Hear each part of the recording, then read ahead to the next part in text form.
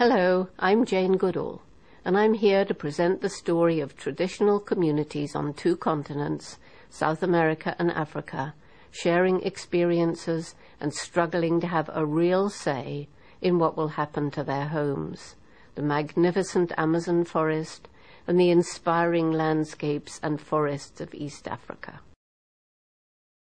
When I first arrived in Gombe, on July the 14th, 1960, nearly 50 years ago, there was forest stretching as far as the eye could see, meeting up with other forests in Burundi along the Eastern Rift Valley. From my perch in the forest, I often heard chimpanzees calling from the other side of the rift.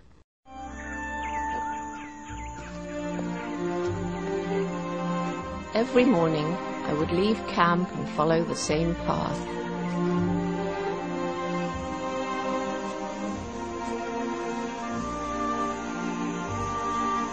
I'd climb the same hill and sit in the same spot and hope.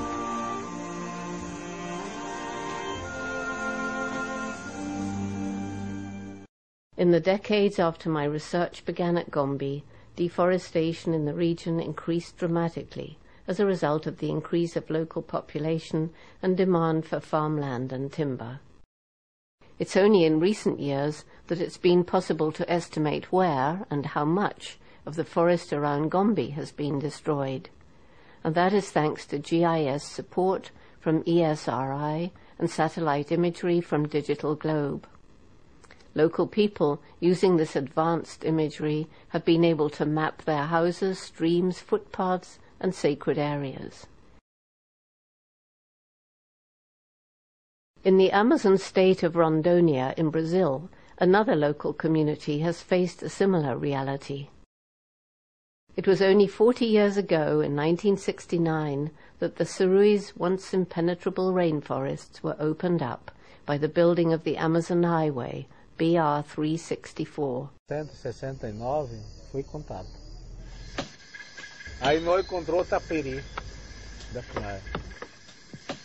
Pensaram que esse pessoa branco tá dando muito presente. Juntava toda a liderança, meu pai. Vamos chegar então. Foi assim contado. In the following years, the Surui population decreased from 5,000 to 290 people due to disease and violent confrontations. Around their traditional lands, the forest was disappearing at ever faster rates, and illegal loggers were invading the limits of their lands. Even today, 4,000 direct jobs depend on the illegal timber taken from indigenous lands in the region. In 1992, realizing that their people would not survive without their forests and that something needed to be done, the Surui tribe elected a young man to lead them. Today, the Surui are working to monitor their forests by combining state-of-the-art technologies along with their traditional knowledge of the forest.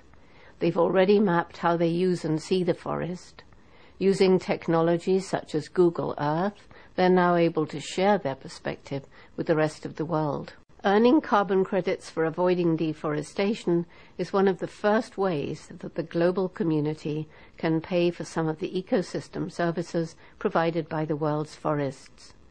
It's also a direct way to compensate local communities, provide green job opportunities, and support their efforts to best manage and preserve their own forests. Realizing that they could not complete their plans on their own, Chief Almir turned to the Internet, and the Surui set out to find partners spread throughout the world.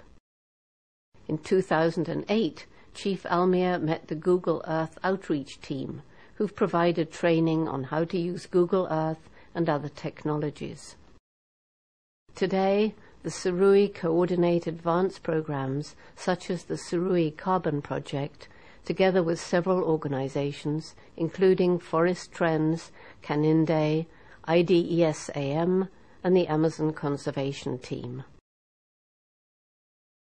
In the same way, local communities in Uganda and Tanzania have partnered with the Jane Goodall Institute to develop their own carbon projects.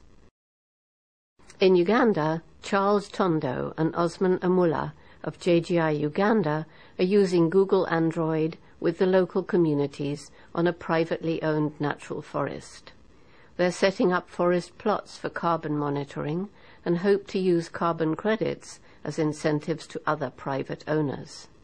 They hope to save the last forest patches outside the protected areas and corridors for chimpanzees and other wildlife in the Hoima region.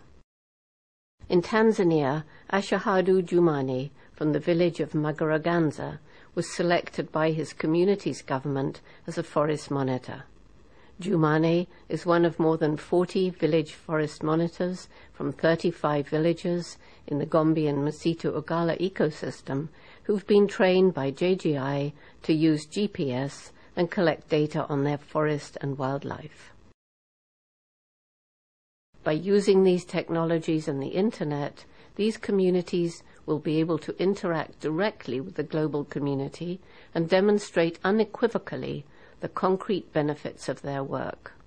In this way, local information can directly inform and influence global decision-making, such as here at Copenhagen. We need to listen to the voices coming out of the forests and pay attention to the solutions that are being presented. It's a unique opportunity created by unique partnerships that started with a community and extended around the world, and now to this audience here in Copenhagen.